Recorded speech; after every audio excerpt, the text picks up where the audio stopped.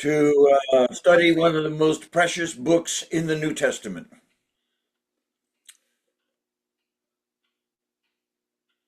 Muted, you are muted. भैया। I'm sorry. सो एक बार फिर से बड़े ही आनंद की बात है कि आप सभी के साथ मिलकर के वचन का अध्ययन करना और नए नियम की सर्वाधिक पसंदीदा और आनंददायक पुस्तक है जो फिलिपियों के पत्र से अध्ययन करना, ये हमारे लिए बड़े सौभाग्य और बहुत ही आनंद की बात है। We have been looking at the book of Philippians and trying to understand Paul's emotion and his desire to teach the Philippians that he had such a precious time of ministry with. और हम लोग जो है प्रेरित पौलुस के पत्र फिलिपियों के पत्री से हम लोग इस बात को देखने का और सीखने का कोशिश कर रहे हैं, प्रयास कर रहे हैं प्रेरित पौलुस की भावनाओं को समझने के लिए जो उसने फिलिपियों के लिए उसने जो जाहिर किया था, प्रकट किया था। And so we have looked at the outline very briefly again to remind ourselves of the main thrust of this particular book. और इस विशेष पुस्तक की जो प्रमुख जो प्यास है, प्रमुख जो प्रमुखता है, उसको हम लोगों ने देख लिया था। एक बहुत ही संक्षिप्त जो आउटलाइन है उसको हम लोगों ने देखा था। Because joy is one of the main themes of this book, we have tried to understand each chapter in the light of the joy and rejoicing that Paul speaks about as he counsels the church in Philippi. और जैसे कि वो फिलिप्पी की कलीसिया के लिए जब वो काउंसलिंग करता है, तो हम देखते हैं प्रेरित पौलुस इस पत्र में विशेष रूप से उस आनंद की अनुभूति होते हुए वो आनंद के विषय में चर्चा करता है, क्योंकि हम इस पुस्तक में देखते हैं प्रेरित पौलुस अपने आनंद को व्यक्त करता है, इसीलिए इस पुस्तक में उसने आनंद का जो शब्द है बार बार इस्तेमाल किया है। We know that the book of Acts presents for us the details of Paul's arrival and the blessing of God on the Word of God to the church at Philippi and its founding while he was there. तो इस बात को हम लोग देखते हैं कि प्रेरित पौलुस जो है फिलिपियों के लिए जब पत्र लिखता है, तो हम लोग वहां पर देखते हैं कि जब वो वहां पर रहता था और तब वो वहां पर रह करके उस पुस्तक का वो लेखन करता है। And so, though in other letters or books in the New Testament that Paul wrote, he deals with problems, there are very few issues that he brings up regarding the church in Philippi and their failure to do anything that he instructed them when he was there. और इसलिए हम इस बात को देखते हैं प्रेरित पौलुस ने और भी बाकी की जो पत्रियों को लिखा हुआ है, हम उन पत्रियों के विषय में इस बात को देखते हैं कि वो उन पत्रियों में विशेष रूप से जो है वो उनके विषय में खास तौर से वो जब समस्याओं के विषय में, समस्याओं के संबंध में वो उसमें डील करता है और अलग अलग प्रकार की समस्याओं को वो लेकर के आता है और उनका समाधान के लिए परमेश्वर के वचन के आधारित वो मार्गदर्शन करता है। And so the word gospel is used, I think, 6 times in the first chapter. And so we suggest to you that we understand this chapter by the joy of being in Christ, because we get to be placed in Christ because of the gospel of the Lord Jesus Christ. और इसलिए मेरे प्यारों, क्योंकि हम लोग जो है सुसमाचार शब्द है लगभग 6 बार इस्तेमाल किया गया है इस पुस्तक के अंदर, इसीलिए हम लोग इस पुस्तक का जो जो इसका शीर्षक है हमने इस प्रकार से रखा है कि आनंद, आनंद के विषय में। इसलिए जब हम फिलिपियों के पत्र उसका पहला अध्याय में आते हैं तो हम पाते हैं कि पहले अध्याय का जो शीर्षक है मसीह में होने का आनंद। In chapter 2, we see the joy of becoming like Christ. And the Apostle Paul takes great liberties under the Spirit to describe one of the most profound aspects of the life of the Lord Jesus Christ, coming into this world as man, living as man, and giving his life for the sins of the world. और इसलिए मेरे प्यारों, जब हम 2 अध्याय में आते हैं तो 2 अध्याय प्रेरित पौलुस जो है संसार में रहते हुए उस संसार में रहते हुए जहां पर चारों तरफ बुराई और पाप और भयंकर अपराध और जघन्य अपराधों को चारों तरफ से भरा हुआ हम लोग देखते हैं, ऐसी अवस्था में प्रेरित पौलुस 2 अध्याय में जब हम आते हैं तो वो मसीह में होने का, मसीह के जैसे बनने का आनंद को व्यक्त करता है। तो दूसरे अध्याय में हम आते हैं तो उसके जो शीर्षक है मसीह के जैसा बनने का आनंद। As you read ahead in preparation for our studies, as the Lord allows, we come to chapter 3, and in chapter 3, the Apostle Paul tells us about the joy of behaving for Christ. We are his representatives in a wicked world, to live as the Lord Jesus Christ lived and to love as he loved.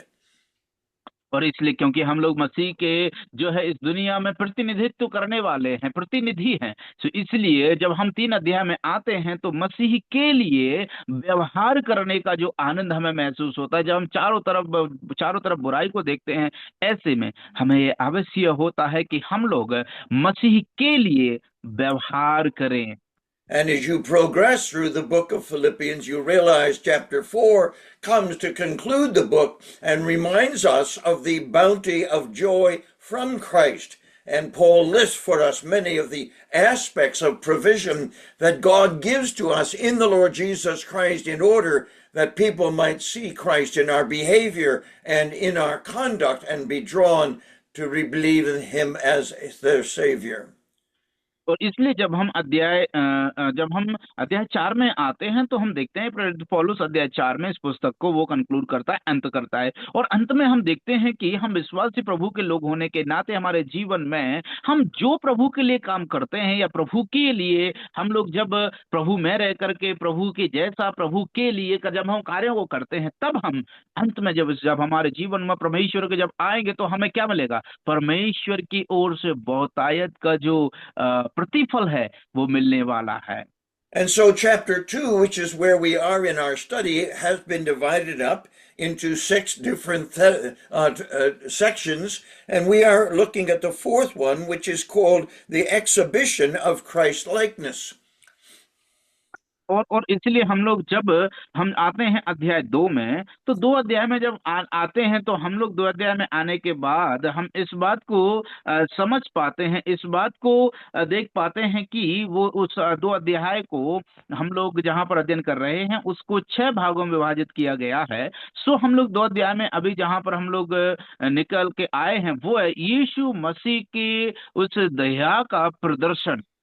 And so we are looking at Philippians chapter 2, verses 12 through 18. This follows up the amazing verses just prior to this, where it describes the condescension of the Lord Jesus Christ through the incarnation in order to offer himself as an example, and then 7 steps where the Lord Jesus Christ by the Father was lifted up and exalted back to the throne to sit at the right hand of the glory of God. और इसलिए मेरे प्यारो हम लोग इस बात को देखते हैं, जब 2 अध्याय में आते हैं पौलुस बात का मसीह की समानता का प्रदर्शन करना, मतलब हमारे जीवन में हम किन तरीकों से मसीह की समानता का प्रदर्शन इस दुनिया में और अपने जो लोग हैं उनके प्रति, उनके सामने, उनके प्रत्यक्ष में हम लोग कर सकते हैं। सो हमें जब हम उन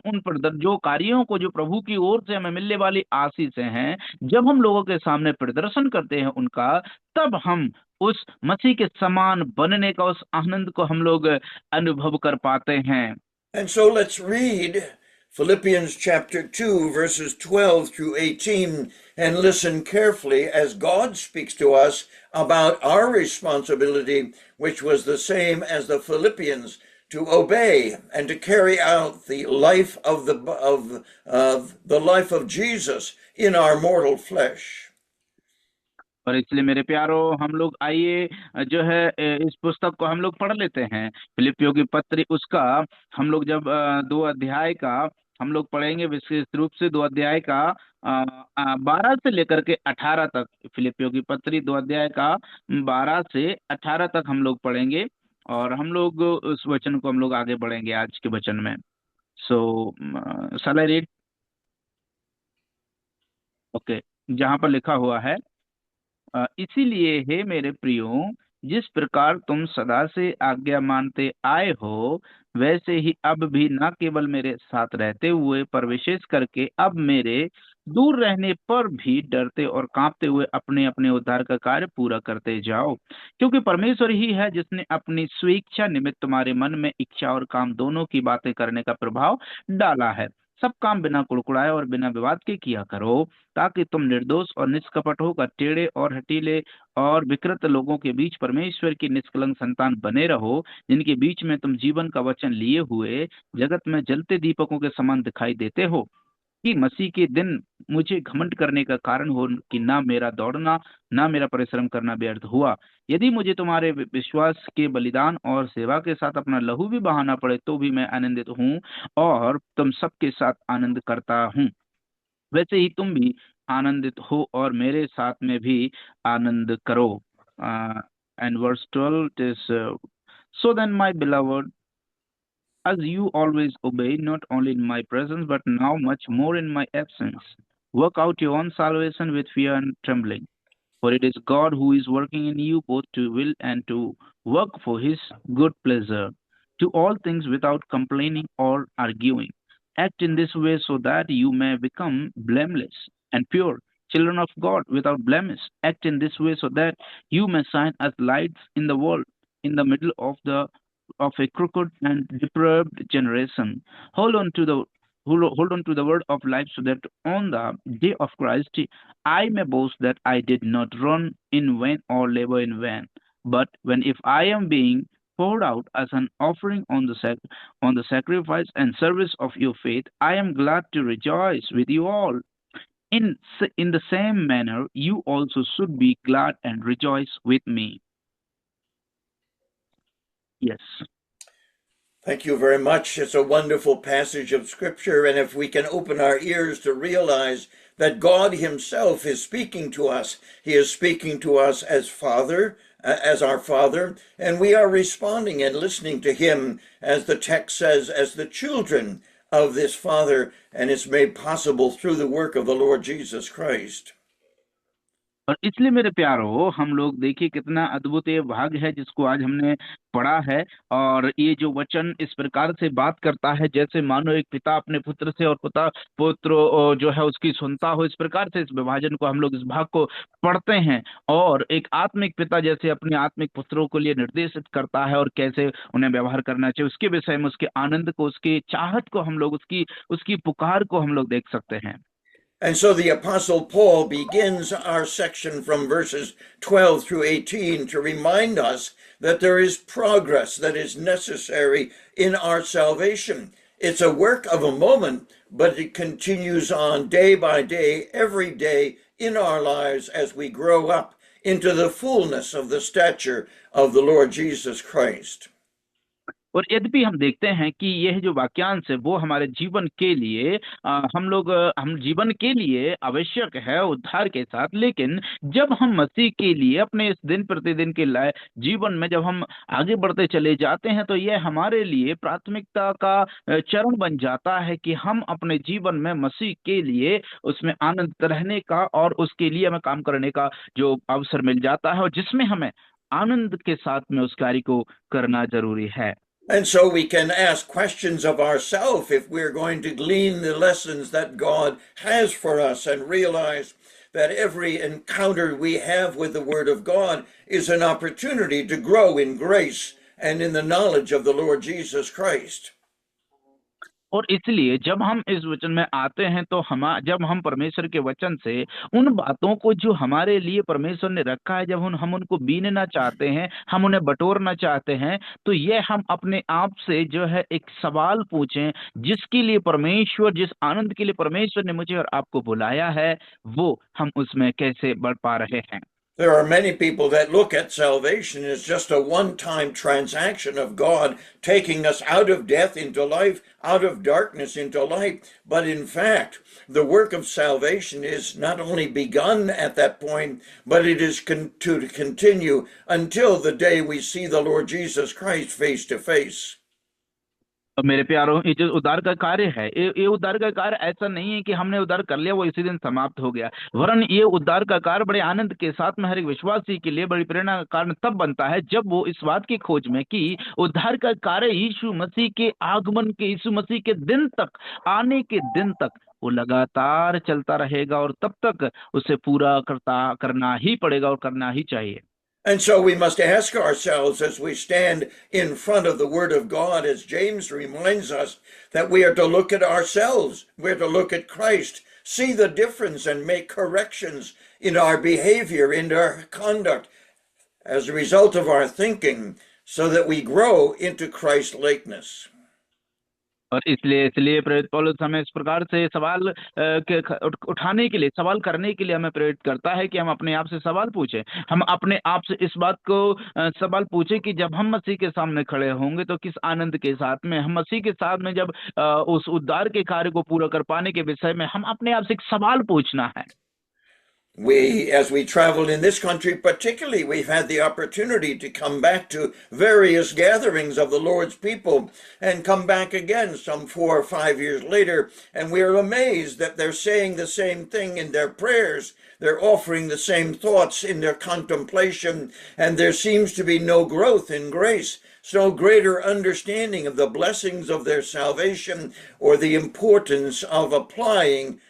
the Word of God by the Holy Spirit to their day-to-day activities. और मेरे प्यारे भाइयों बहनों, जब हम इस प्रकार से देखा गया है कि जब हम अलग अलग स्थानों में जब यात्रा करते हैं, अलग अलग कलीसियाओं में इस बात को देखा जाता है कि आज भी फिर भी जो है ठिठाई के साथ में जो है उनको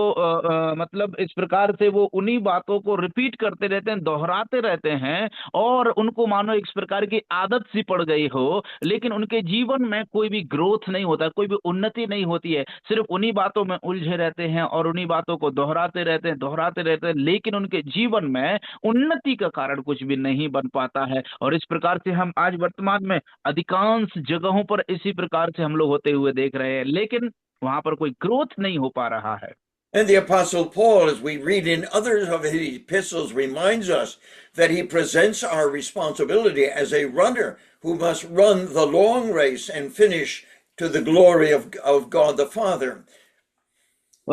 और जब हम प्रेरित पौलुस को देखते हैं तो प्रेरित पौलुस अपने आप को जो है इस प्रकार से एक दौड़ने वाले, एक धावक के रूप में, एक रनर के रूप में वो अपने आप को स्थापित करता है, और वो दूसरों को प्रोत्साहन करता है कि मसीह के आगमन तक उसे किस प्रकार से दौड़ना है, किस प्रकार से दौड़ को पूरी करना है, उसके विषय में हम लोग देखते हैं। And of course, one of the most common ideas that Paul uses is that of children, and that he is, though we don't understand and know how it all worked out, but he refers to the believers in Philippi and in Ephesus and Colossae as being his children. And so that's a wonderful metaphor to help us understand that the Father himself, God is our Father, wants to see growth and development and maturity and transformation day by day as we apply the Word of God to our hearts and lives. और इसलिए जब मेरे प्यारों हम परमेश्वर के वचन की बात करें और हम अपने प्रायोगिक जीवन की बात करें, तो केवल ऐसा नहीं है कि प्रेरित पौलुस वरन परमेश्वर हमारे जीवन से इस प्रकार से देखना चाहता है कि जब हम अपने प्रायोगिक जीवन में दिन ब दिन जब हम बढ़ते चले जाते, बदलते चले जाते हैं, तो हमारे लिए परमेश्वर की भी यही भली इच्छा है कि हम भी परमेश्वर के वचन को अपने प्रायोगिक जीवन में उसको लागू करें, उसको अप्लाई करें, और उस परमेश्वर के आनंद को, है ना, परमेश्वर के वचन को और परमेश्वर के वचन में बढ़ते हुए हम उस आनंद को अनुभव करते हुए मैच्योरिटी में, परिपक्वता की ओर, सिद्धता की ओर दिन ब दिन बढ़ते चले जाएं, अपने उद्धार का कार्य को पूरा करते चले जाएं। And so again, we realize that as the Apostle Paul, being the spiritual father of these Philippians, is concerned that they manifest that transformation, and he begins by saying one of the characteristics of those who are followers of the Lord Jesus is obedience to the law, to the love, to the care that God has given through the leaders of the church.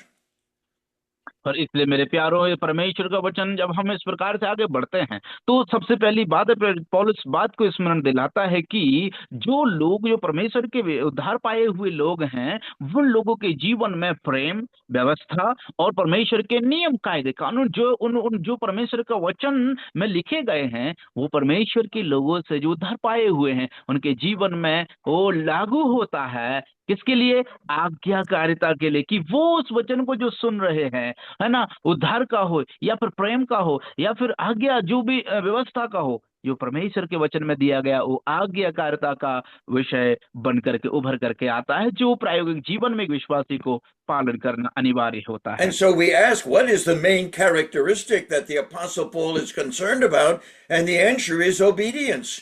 He realized that they would obey the word of God while he was with them. The question was, while he was gone, are they still obeying the word of God that he gave to them? और मेरे प्यारो, इस प्रकार से हम लोग पाते हैं कि सबसे पहला जो स्वभाव और व्यवहार या फिर अपेक्षा प्रेरित पौलुस की परमेश्वर के वचन से क्या है कि वो विश्वासी से चाहता है, और उसको हम लोग क्या देखते हैं, वो प्रेरित पौलुस इस बात को स्मरण दिलाता है, स्पष्ट करता है कि वो है आज्ञाकारिता, क्योंकि प्रेरित पौलुस ने उस बात को पूरा किया है और प्रभु यीशु मसीह भी आज्ञाकारिता से होकर के गए। इसलिए वो पहली जो विश्वासी के उद्धार पाए व्यक्ति के जीवन से वो अपेक्षा करता है, वो है एक आज्ञाकारिता का व्यवहार।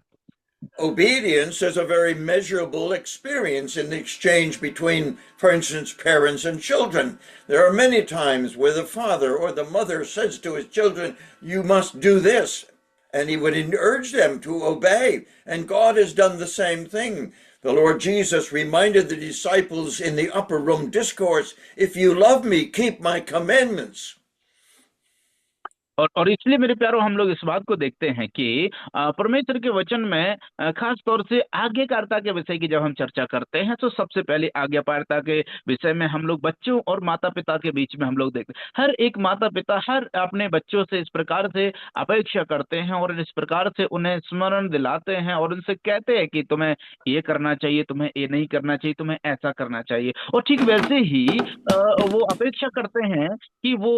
उसका पालन करे। तो परमेश्वर भी अपने बच्चों से, अपने लोगों से, अर्थात जो उद्धार पाए हुए लोग हैं, उनसे भी परमेश्वर वैसी ही अपेक्षा करता है कि तुम्हें ये करना चाहिए। प्रेरित पौलुस आत्मिक व्यक्ति, आत्मिक पितावर के रूप में उनसे यही अपेक्षा कर रहा है कि तुम्हें क्या करना चाहिए और क्या नहीं करना चाहिए। And so again, we as parents bring children into this world and we look at them carefully and try to make sure that they are obeying us and that we are using the wisdom that God has given us to direct them, to guide them, to encourage them, and even to discipline them if obedience is not manifested. और देखिए मेरे प्यारो, परमेश्वर का वचन यहाँ पर इस प्रकार से स्मरण दिलाता है कि यदि उद्धार के बाद में अगर आज्ञाकारिता प्रकट रूप में दिखाई नहीं देती है तो परमेश्वर का वचन को वो इस्तेमाल करता है प्रेरित पौलुस, उन्हें डांटने के लिए, उन्हें सुधारने के लिए, उन्हें सीधा करने के लिए, उन्हें सही मार्ग में लाने के लिए। और वो कहता है उद्धार के कार्य को पूरा करने के लिए वो परमेश्वर का वचन का उपयोग करता है। And so our Father in heaven also is concerned about our obedience. And to be like the Lord Jesus Christ means that we must be obedient. And the author of Hebrews reminds us that the Lord Jesus learned obedience by the things which he suffered. और मेरे प्यारो, हम लोग देखते हैं परमेश्वर पिता भी हमारे जीवन से जो स्वर्ग में इस प्रकार से अपेक्षा करता है कि हमारे जीवन में भी आज्ञाकारिता हो। और उस आज्ञाकारिता को हम लोग नमूना किसके जीवन से देखें? स्वयं प्रभु यीशु मसीह के जीवन से, क्योंकि हम लोग देखते हैं प्रभु यीशु मसीह ने आज्ञाकारिता के चलते, आज्ञाकारिता के लिए अपने जीवन में बड़ा दुख उठाया है और दुख उठा करके भी उसने कष्ट सहते हुए भी आज्ञा माननी सीखी। और हमारे लिए भी वो एक नमूना है, हमें भी उसी प्रकार से आज्ञा मानना सीखना है। It's clear from the epistle to the Galatians that the believers in Christ are not under the law of Moses, but it's also clear that there are many commands that are given by Paul and other authors in the New Testament to allow us to gauge our development and our growth and our obedience into the likeness of the Lord Jesus Christ. और इसलिए हम लोग देखते हैं प्रेरित पौलुस बात के विषय में खास तौर से वो दृष्टिकोण करते हुए वो इस बात को रखता है और इस बात को लेकर के वो सामने आता है कि परमेश्वर पिता, परमेश्वर के सामने हर एक व्यक्ति उसके जीवन में इस बात को आज्ञाकारिता को देखना है, परमेश्वर के वचन का पालन करने को देखना है और परमेश्वर के वचन में सिद्धता बढ़ते हुए अपने उद्धार का कार्य को पूरा करते हुए वो परमेश्वर पिता देखना चाहता है। और प्रेरित पौलुस ने भी वैसे ही अपेक्षा वहां के विश्वासियों से किए कि वो किस प्रकार से बढ़े और उस आज्ञाकारिता का प्रदर्शन करें। And so the question that we ask ourselves, is it effective? Does God in our lives accomplish that transformation as we learn to obey the word of God and the person of Christ and the apostles who came and preached the word of God? Did it produce a transformation so that these Philippians were very much like the Lord Jesus Christ. इसलिए मेरे प्यारो,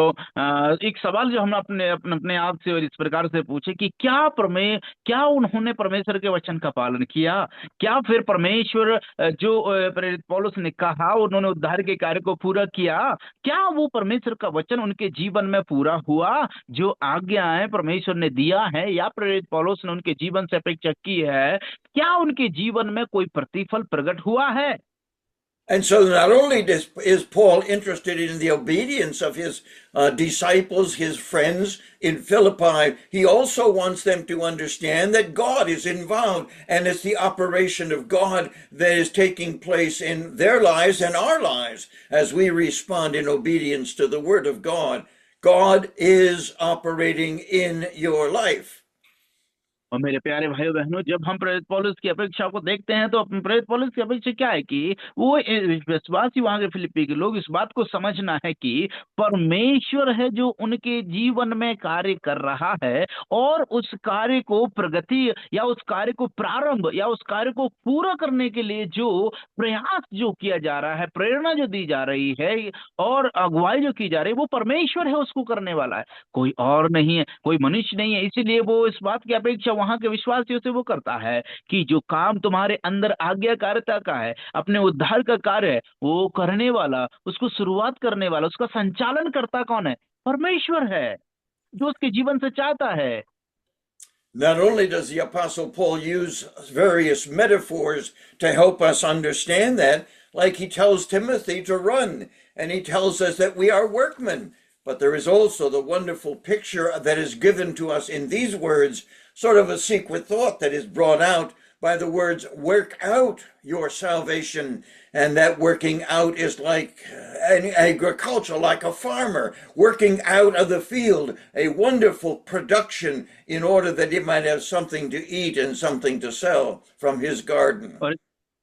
और इसलिए मेरे प्यारो, हम लोग देखते हैं प्रेरित पौलुस अपने पत्रियों में जो इस प्रकार के अलंकारिक शब्दों को इस्तेमाल करता है, मेटाफोर्स को इस्तेमाल करता है, जैसे कि वो तीमुथियुस की कहता है तो तुझे दौड़ना है। दूसरा हम लोग को वो कहता है कि हम उसके संगी सहभागी सेवक हैं, है ना, और सहकर्मी हैं। और उसके बाद में वो परमेश्वर के वचन से वो कहता है कि तुम जो है उस परमेश्वर के वचन को पूरा करने के लिए दौड़ना है। सो इन बातों को, इन मेटाफोर्स को इस्तेमाल करता है ताकि वहां के विश्वासी लोग इस बात को समझ पाए कि उनके जीवन के उत्तरदायित्व परमेश्वर के प्रति क्या है। इसलिए जब हम फिलिपियों की पुस्तक में आते हैं तो वो कहता है कि इसलिए तुम अपने उद्धार का कार्य पूरा करते जाओ। And there is a wonderful picture because the farmer is working out and God is working in, and those two works are taking place at the same time. And we realize that God has placed in the seed all of the ingredients so that if you plant that seed, and say an apple seed, then you get the same exact seed on that apple tree that you planted. And that is exactly the life of the Lord Jesus that has been planted in us. And our responsibility is to work it out. That is to cultivate that seed and cause it to grow and produce a rich harvest. And God has done his work by placing in that seed all the ingredients that are necessary for a harvest.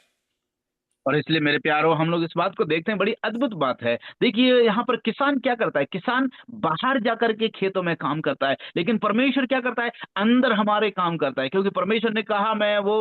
यीशु मसीह ने कहा मेरा पिता किसान है। सो एक किसान जो संसार का, वो बाहर काम करता है और मेहनत करता है, खेत में फल को बुआई करता है, बीज को बोता है, फिर इंतजार करता है, उसकी रखवाली करता है और कटनी आते समय उसका फल को प्राप्त करता है। लेकिन परमेश्वर क्या करता है, परमेश्वर हमारे अंदर काम करता है। परमेश्वर अपने वचन नामक बीज को हमारे अंदर डालता है। परमेश्वर उस वचन नामक बीज को हमारे अंदर डाल करके, वो जिस प्रकार से किसान प्रतीक्षा करता है फसल पकने का और पक करके जो फल बीज को लाने का। और देखिए अद्भुत बात यह है कि जो बीज किसान बोता है वो क्या करता है, वो बीज के अंदर भी उसी प्रकार का फल को लेकर के आएगा, बिल्कुल उसी के उसी हूबहू। सो जब परमेश्वर का वचन मेरे और आपके अंदर जब आएगा और मेरे और आपका जीवन भी जब परिपक्वता की ओर बढ़ता जाएगा, तो मेरा और आपका स्वभाव भी जो वचन जैसा बोया गया था वैसा ही हूबहू, जैसा परमेश्वर चाहता है, मेरे और आपके जीवन से वो प्रकट हो जाए। इसलिए वो कहता है मेरा और आपका स्वभाव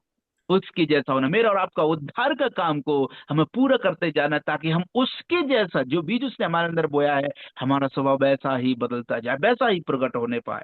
And so the Apostle John picks up this idea by reminding us that his seed remains in us, and that is the seed of the person of Christ. And as we take out the weeds, if we cultivate the soil, if we make sure that the soil is such that the rain and the sunshine can get down to the roots, we will have a wonderful harvest.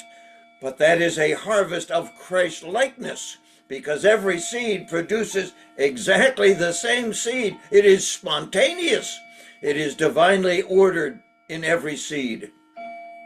और देखिए, जब एक बीज की खासियत क्या होती है, एक बीज की खासियत इस प्रकार से होती है कि अगर जो बीज, जिस भी जैसा उसका रूप है, उसी बीज को अगर जब मिट्टी के अंदर दबाया जाता है, और दबाने के बाद में जब वो बढ़ता है, और जब वो बढ़ने के बाद में पकता है, पकने के बाद जब फल आता है ना, तो जैसा बीज बोया गया था, ठीक वैसा ही हूबहू उसी के जैसा फल को वो लेकर के आता है, उसी के जैसा फल प्राप्त होता है हमें। देखिए मेरे प्यारों, ये केवल प्राकृतिक नियम ही नहीं है, वरन एक दिव्य परमेश्वर का एक नियम है, कि जो परमेश्वर का जीवित वचन हमारे अंदर बोया जाता है, और अगर वो जीवित वचन हमारे अंदर फलवंत होता है, तो मालूम है हमारा जीवन कैसा हो जाएगा। जो वचन कहता है, जो वचन जिस प्रकार से बोया गया था, वो ही मेरे और आपके जीवन से प्रकट होगा, वो ही दिखने लगेगा, और जब वो दिखने लगेगा तो होगा क्या, हमें मसीह के जैसे बनने का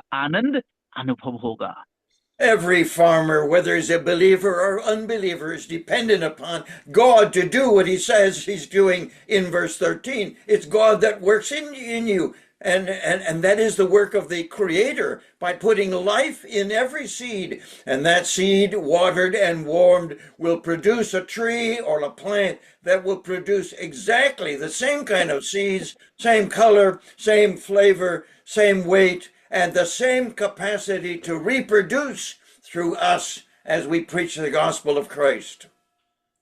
मेरे प्यारो, देखिए जब जिस प्रकार से परमेश्वर का जीवित वचन, तो दैवीय वचन जब हमारे अंदर आता है, तो वो हमारे अंदर कैसे फलों को लेकर के आया, ठीक जिस प्रकार से वो बोया गया था, उसी क्षमता के साथ जिस प्रकार से वो बोया गया था, वही वो हमारे अंदर से वो प्रकट करेगा। उसी गुण और स्वभाव के साथ में जिस प्रकार से वो बोया गया था, वही गुण और स्वभाव को वो प्रकट करेगा। उसी प्रकार का जो वजन उसके अंदर जिस प्रकार से वो बोया गया था, वही वो प्रकट करता है, तो वही हमारे जीवन से प्रकट होने पाएगा। और जिस प्रकार से वो बीज जिस रूप में बोया गया था, वही रूप हमारे अंदर वो प्रकट होने पाएगा। सो परमेश्वर का वचन जब हमारे अंदर दैवीय रूप से, दैविक वचन जब हमारे अंदर आता है, हमारा जीवन उसी के अनुरूप बदलते हुए उसी के स्वरूप में फलों को प्रकट करता है। And so it's my responsibility to provide a climate in the soil of my heart to receive the seed of the word so it multiplies in my life and manifests the life of the Lord Jesus Christ.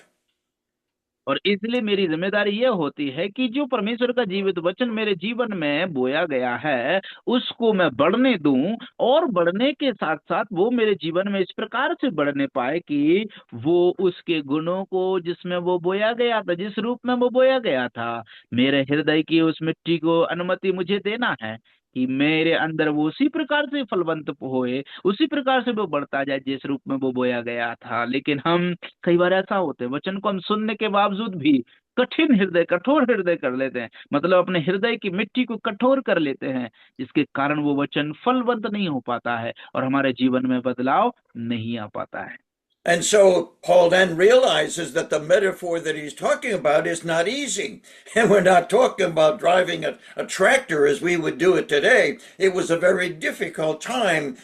for a farmer to produce a good harvest and to keep the weeds down and aerate the soil and know that God was going to do his work of germinating that seed in order that it will produce under his guidance the exact same conditions that he had planted in the soil.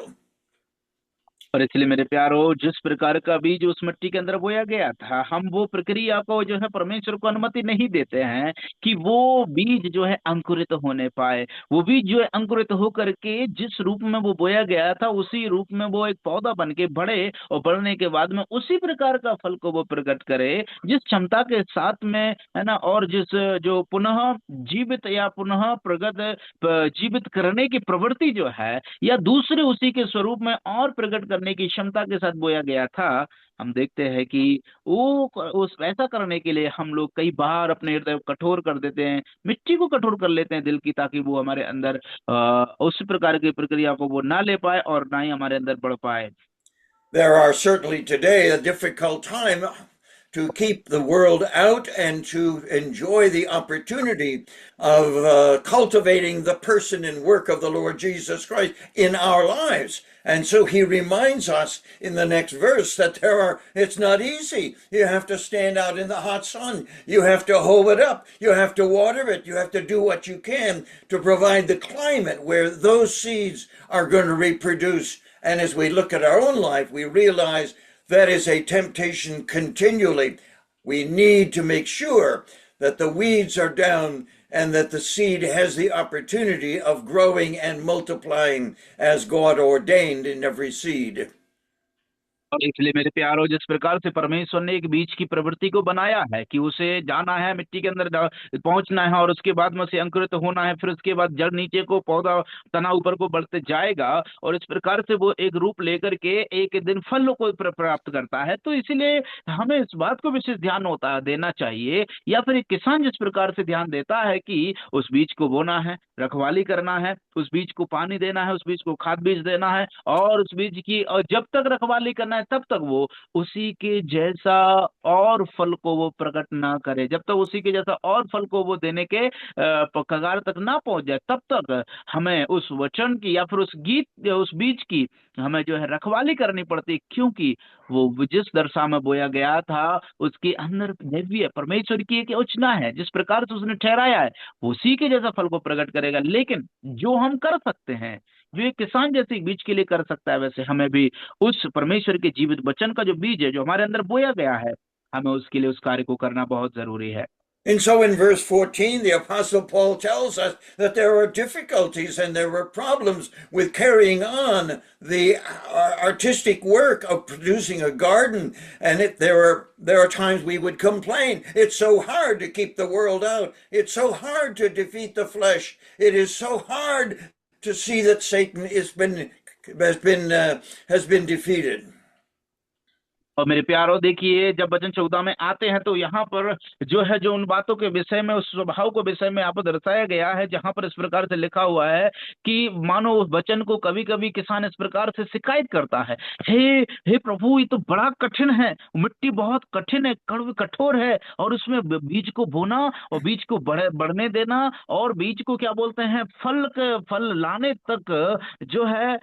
उसे बढ़ाना, ये बहुत कठिन काम है। उसके लिए तो हो सकता है हमें धूप में काम करना पड़ेगा, बारिश में तो काम करना पड़ेगा, और उसके लिए हम देखते हैं कि, लेकिन यहाँ पर वो बात को बताया गया है, उसकी विशेषता को बताया गया है, जो लगता है एक विश्वासी को बड़ा कठिन है, बड़ा कठिन है। 14वीं आयत को हम यहाँ पर पढ़ते हैं। In verse 15, the Apostle Paul reminds us how we are to carry on this cultivation of the life also of Jesus in our hearts and minds so that people will know that. And therefore, he says, the goal is a blameless and a harmless situation as a child of God. And that takes great care. It takes endurance. It takes patience and long suffering, because it's a war against weeds in our garden. It's a war against these things in our life. और इसलिए जब वचन 15 में आते हैं तो वहां पर हम लोग देखते हैं उसका लक्ष्य क्या है ना, जो ऐसा करने का फिर लक्ष्य क्या चाहते हैं, उम्मीद मतलब अपेक्षा क्या, तो यहाँ पर वो अपेक्षा क्या है, ताकि तुम निर्दोष और निष्कपट होकर के परमेश्वर की निष्कलंक संतान बने रहो। यह इसीलिए होता है मेरे प्यारों, इसलिए मेरे प्यारों, हमारे जीवन में जो है कपट रहता है ना, हमारे जीवन में आज्ञाकारिता, हमारे जीवन में समर्पण, हमारे जीवन में परमेश्वर का वचन जिस रूप में बोया गया था, उसके प्रति समर्पित होकर के आज्ञाकारिता को हम लोगों को प्रदर्शन करना है, ताकि हमारे जीवन में क्या हो जाए, वो गुणों को प्रकट हो जाए, निष्कलंकता, निष्कपटता, और हमारे बीच में परमेश्वर के प्रति कोई भी ऐसा कार्य ना बने रहे जिसके प्रति वो कलंकित हो जाए। Every farmer and every gardener realizes the difficulty of producing a harvest. God is there in his great work, putting into every seed the capacity for reproduction exactly. But all around is the world, the flesh, and the devil. And in verse 15, he speaks that we should be blameless and harmless without rebuke in the midst of a crooked and perverse generation. That's the world around us, in which we're trying to produce Christ likeness from within. और इसलिए मेरे प्यारो, जब वचन 15 में पढ़ते हैं तो हम लोग देखते हैं कि हमारे जो जो शत्रु है उसके विषय में हम लोग देखते हैं, और खास तौर से जो हमारी असफलताओं का चरण है जो हम इस वचन में देख सकते हैं, जो हमें हर दिन मसीह के प्रति, मसीह के जीवन,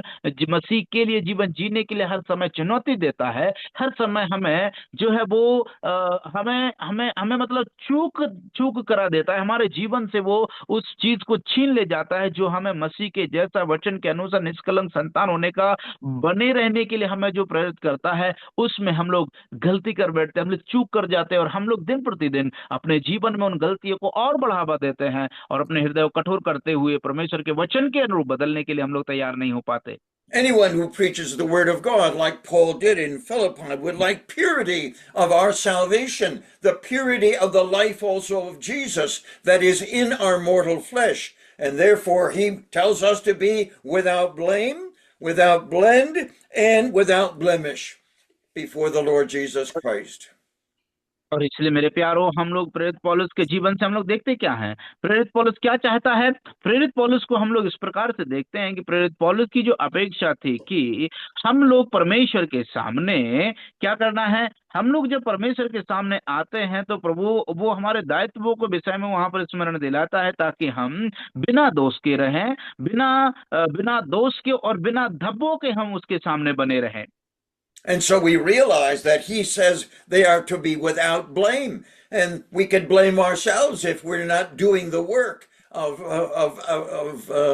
agriculture, of cultivating that seed in our life. And people realize that there is a blend of worldliness and Christianity, and they recognize our failure to be what we're supposed to be and to live as we're supposed to live. और इसलिए मेरे प्यारो, जब उद्धार की शुद्धता की चर्चा जब हम करते हैं इस दुनिया में, तो हम लोग देखते हैं दुनिया में और एक मसीह को देखते हैं, तो मसीहत आज दुनिया में मसीही लोगों के घर तक ही सीमित नहीं रहा, वरन उनके जीवन में भी वो प्रवेश कर चुका है। और जीवन में हम लोग देखते हैं एक मसीही जीवन और संसारिक जीवन दोनों की मिलावट को आज लोग हम सरेआम देखा जा सकता है, खुलेआम उसका प्रदर्शन हो रहा है। और जिन जिन जिन जिन जिन व्यक्ति के जीवन में संसार और मसीहत दोनों का जो है समझौते के तौर पर जब जीवन बिता रहे हैं, और उनके जीवन में मसीह के प्रति समर्पित नहीं है, तो उनके जीवन में हम लोग देखते हैं कि वे लोग दोष के साथ और धब्बों के साथ में, कलंक के साथ में, अशुद्धता के साथ में जीवन को बिता रहे हैं। The book of Proverbs by Solomon is a great source of comparative truth that reminds us, my son, keep your heart. And he reminds us that the heart can be a place where the weeds grow, where sin and disobedience and rebellion will grow up. But it's also the place where the life of Jesus is to be manifest, and people know that I've been with the Lord Jesus Christ and I've learned of him and I obey him. That is, means I would be without blemish. और इसका मतलब मेरे प्यारो, हमारे जीवन में परमेश्वर चाहता क्या है। परमेश्वर हमारे जीवन से, देखिए, हम इस प्रकार से देखते हैं कि हम कई बार अपने जीवन में उस आज्ञाकारिता को इसलिए नहीं प्रदर्शन करते हैं। जब हम आज्ञाकारिता का प्रदर्शन करते हैं तो हमारे जीवन के लिए जो परमेश्वर की ओर से मिलने वाली जो प्रेरणा है, परमेश्वर की ओर से मिलने वाली जो आशीष है, वो इस प्रकार से हमारे जीवन में प्रकट होती, इस प्रकार से हमारे जीवन में निकल करके आती है, ताकि हम अपने जीवन में उस परमेश्वर की पहचान को, परमेश्वर की शुद्धता को, परमेश्वर की निष्कलंकता को, परमेश्वर की लिए हम उस निर्दोषता को प्रकट करने पाए जो परमेश्वर हमारे जीवन से चाहता है। और उसी बात को प्रेरित पौलुस ने अपेक्षा की। And so the apostle now moves into verse 15 and verse 16, and he reminds us that the metaphor is not only that of a seed, not only of agriculture and cultivating the life of Jesus in our bodies and in our minds, but there now has to be realized that we are lights in the world, and we are to hold forth the word of life. What a wonderful blessing to have that responsibility. और मेरे प्यारों, देखिए मेरे और आपके जीवन में कितनी अद्भुत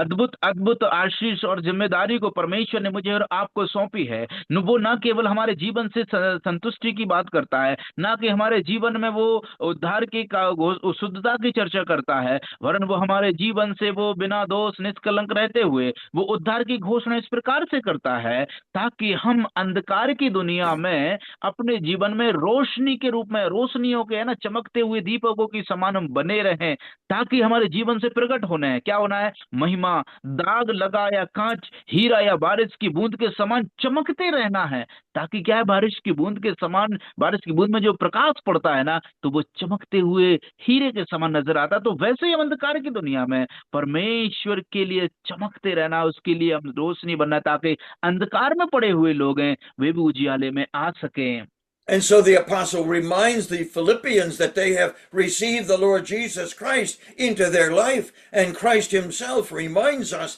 that he is the light of the world and that we are lights in the world, and it is an amazing responsibility to let our light shine before men, that they might behold our Father in heaven and celebrate the blessings of what the Father gives to us in Christ.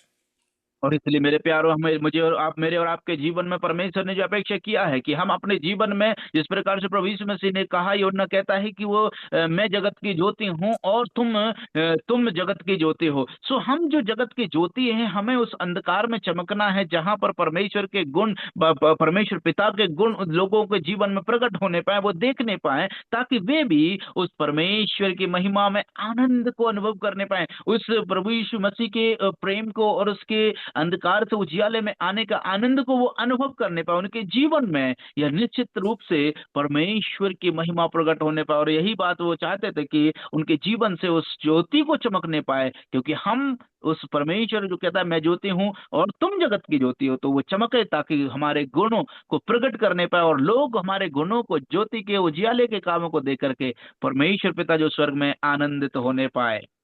The Lord Jesus Christ, in both his transfiguration and the cross, manifested the glory of the person that was in him. He came into this world in incarnation to take human flesh, but it was with the purpose of manifesting the glory of God in the person of the Lord Jesus Christ, so people would know that God is alive and well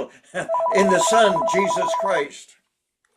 और इसलिए मेरे प्यारों, मेरे और आपके जीवन में हम लोग देखते हैं प्रभु यीशु मसीह को जब रूपांतरण के रूप समय और क्रूस पर प्रभु यीशु मसीह ने उस परमेश्वर पिता की उस महिमा को प्रकट किया है, परमेश्वर की उस महिमा को प्रकट किया है, जिसको लोगों ने देख करके परमेश्वर की महिमा का कारण ठहरे हैं। इसलिए मेरे प्यारों, वही कारण, वही आज्ञाकारिता आज मेरे और आपके जीवन में भी परमेश्वर देखना चाहता है, ताकि मेरे और आपके जीवन से भी परमेश्वर के गुण प्रकट होने पाए, और मेरे और आपके जीवन से जब ये गुण प्रकट होने पाएंगे तो परमेश्वर क्या होगा, उसके नाम की महिमा होने पाएगी और उसके गुण प्रकट होने पाएंगे, लोग जानने पाएंगे यीशु मसीह कौन है। And so there are four specific aspects of the work of the light in a dark place. The world that we live in is to be reproved by the light that is in us, and people know that Jesus Christ is in us.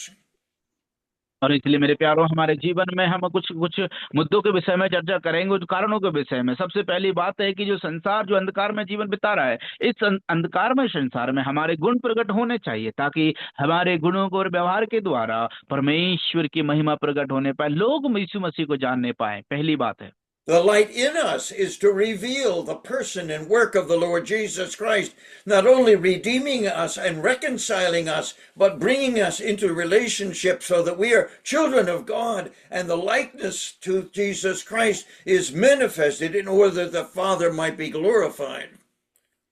और इसलिए मेरे प्यारो, मेरे और आपके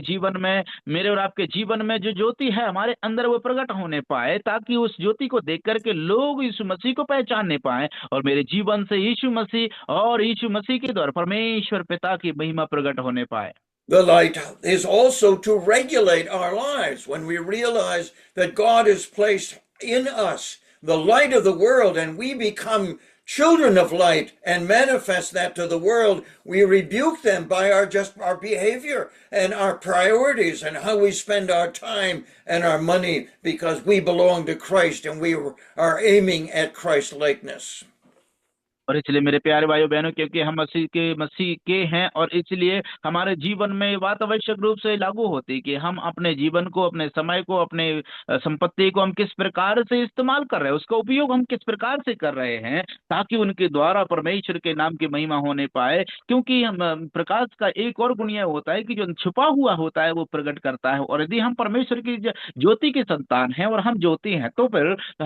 हमें हमारे जीवन से उस परमेश्वर के गुणों को प्रकट होना है, ताकि लोग पहचानने पाए, यीशु मसीह की महिमा होने पाए। And so the apostle reminds us that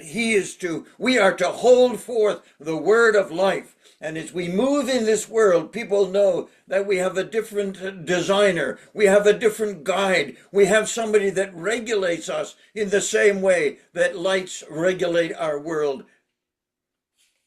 और इसलिए मेरे प्यारो, हमारे लिए, हमारे जीवन में लोग देखने पाए जिस प्रकार से प्रकाश जो है उसको नियंत्रण करता है ना, वैसे ही मेरे और आपके जीवन में भी परमेश्वर जो है, हमारे अंदर जो ज्योति है, वो ज्योति भी मेरे और आपके जीवन में, मेरे और आपके व्यवहार को नियंत्रित करने पाए, ताकि परमेश्वर के गुण प्रकट हों और उसके नाम की महिमा होने पाए। And then in verse 17, the apostle Paul brings us one of the most profound descriptions of what was taking place in Philippi and in prison, as God overwhelmed the ministry and caused these people in Philippi to know their Savior, to understand their salvation, and to desire above all things that they would manifest Christ-likeness.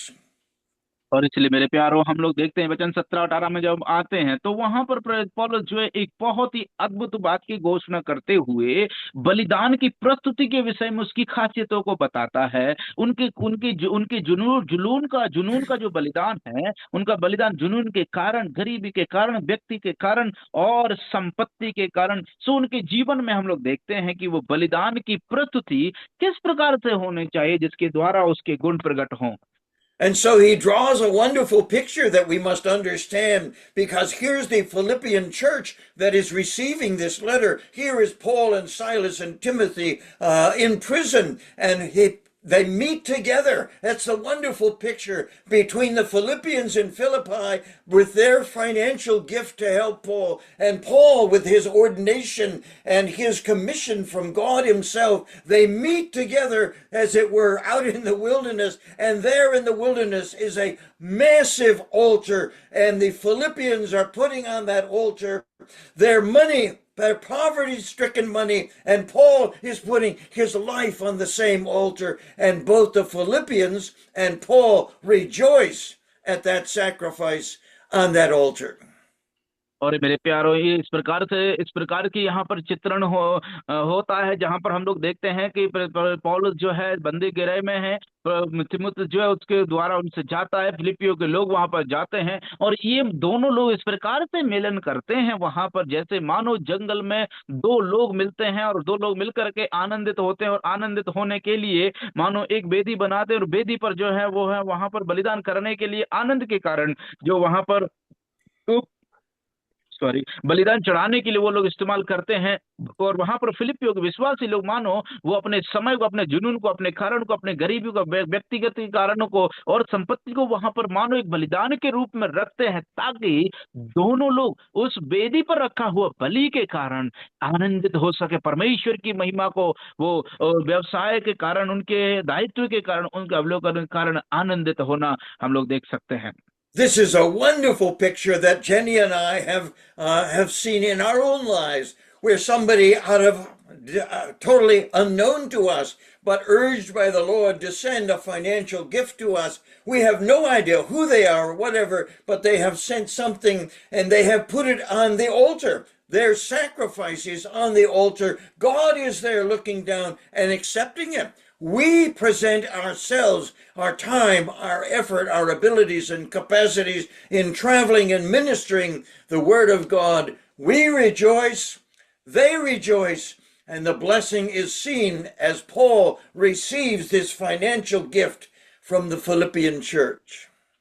और इसलिए मेरे प्यारो, जैसे ही प्रेरित पौलुस इस आर्थिक मदद को फिलिपियों कलीसिया के द्वारा प्राप्त होते हुए पाता है, तो मानो इस प्रकार से वो अनुभव करता है कि मानो एक वेदी पर चढ़ाया हुआ बलिदान है, जो उसके द्वारा मनुष्य हो सकता है उसको ना देखें, लेकिन परमेश्वर देखता है, और जब परमेश्वर देखता है तो उसके प्रति उस आनंद को प्रकट करता है, और परमेश्वर में वे आनंदित होते हैं। सो हम लोग देखते हैं मेरे प्यारो, इस प्रकार से भाई और उनकी पत्नी ने इस प्रकार से अनुभव किया है कि यद्यपि वो किसी व्यक्ति को वो जानते भी ना थे कि वो कौन है, कैसा है, लेकिन उस व्यक्ति ने भाई और बहन के लिए, मतलब जो हमारे फ्रेड अंकल हैं उनके लिए और उनकी पत्नी के लिए परमेश्वर की ओर से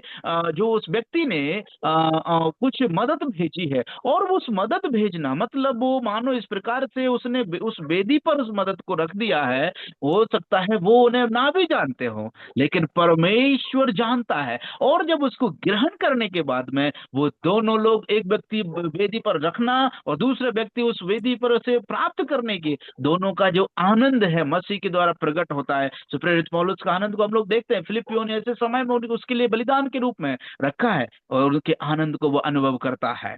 This specific principle happens so many times in the Word of God. You remember the story of the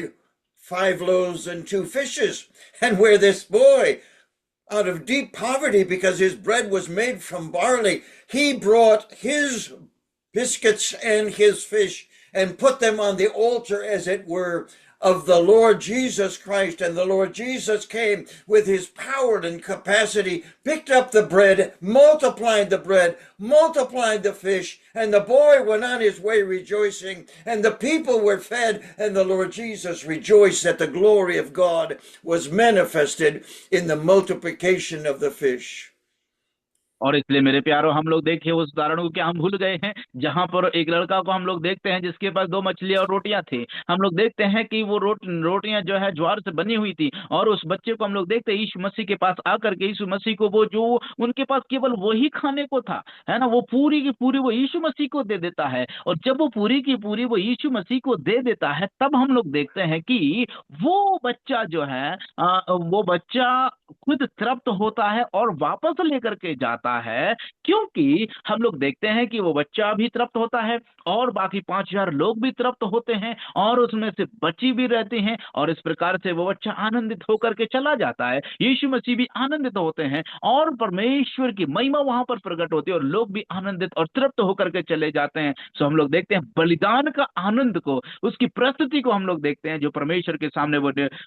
उस प्रगटीकरण को देखते हैं। And so the picture is very clear. The farmer takes his seed. He doesn't understand. He cannot grasp the amazing thing. But he puts his seed in the soil because it's the only safe place to put it. And God acts in regard to that seed. He pours out his sunshine. He pours out his rain. He causes the nutrients of the soil to produce a wonderful plant with a wonderful harvest of exactly the same kind of seed that was sown in the soil.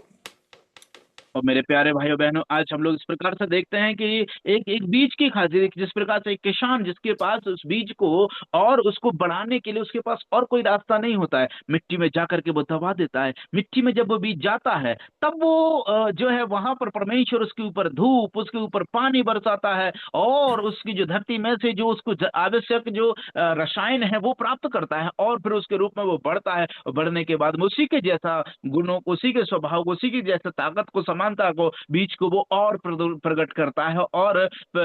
उसको बढ़ाता है। ठीक उसी प्रकार से परमेश्वर मेरे और आपके जीवन से चाहते हैं कि मेरे और आपके जीवन में भी परमेश्वर की महिमा, परमेश्वर के गुण, परमेश्वर की स्वभाव को प्रकट होना है, ताकि उसको समानता का हम आनंद उठा पाए, यीशु मसीह की जैसा बनने का, उसकी समानताओं का हम लोग अनुभव करने पाए। Every farmer, every gardener believes that principle, and we should believe it in the garden, but we should believe it more in our life. We should learn to give as was given to us in our need. We should be able to do what the Philippians did. Out of their deep poverty, the abundance of their liberality met the needs of Paul, as he explains in chapter 4.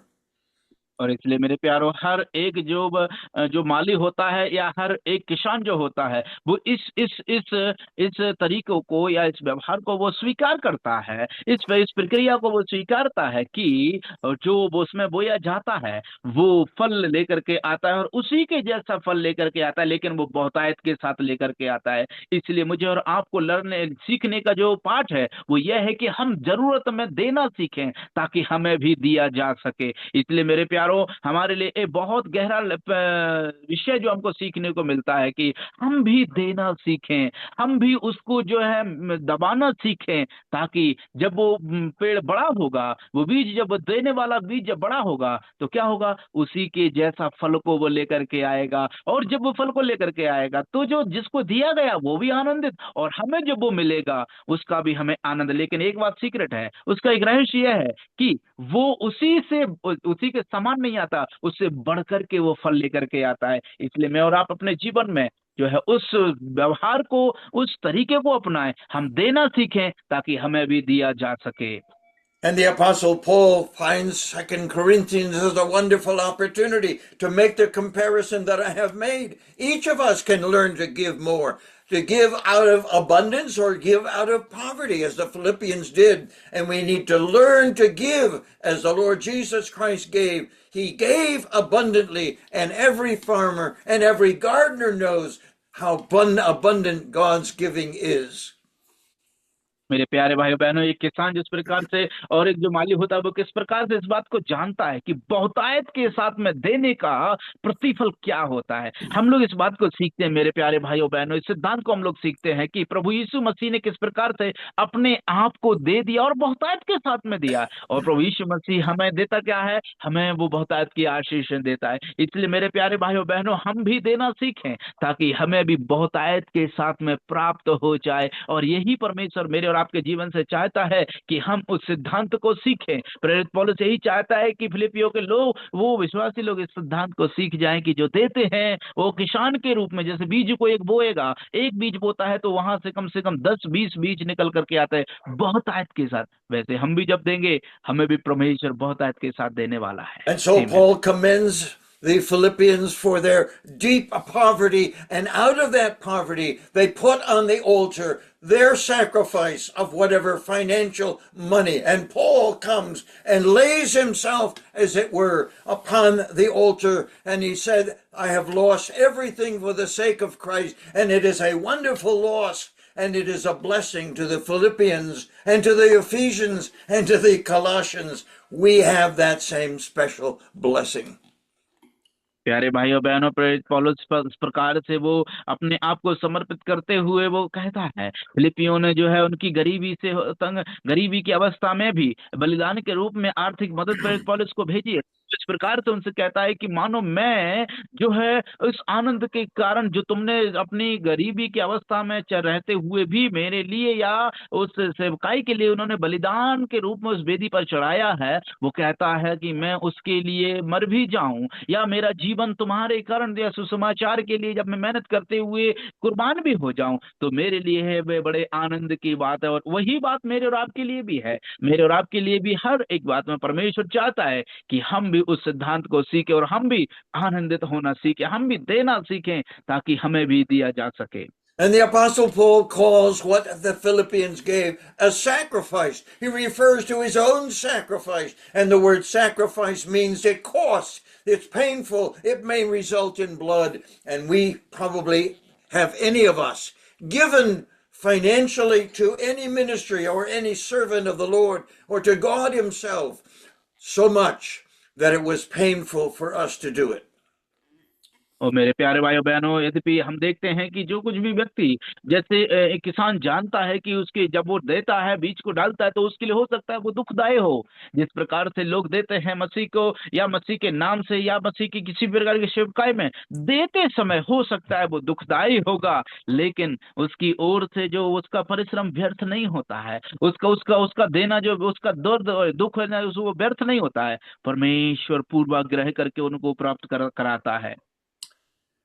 I hope you've heard the voice of the Lord more than my voice today, and remind ourselves again that we come here not to praise ourselves, but to understand who the Lord Jesus Christ is and what our responsibility is to develop Christ likeness, perhaps sometimes at a cost, and we need to be willing to pay whatever it costs.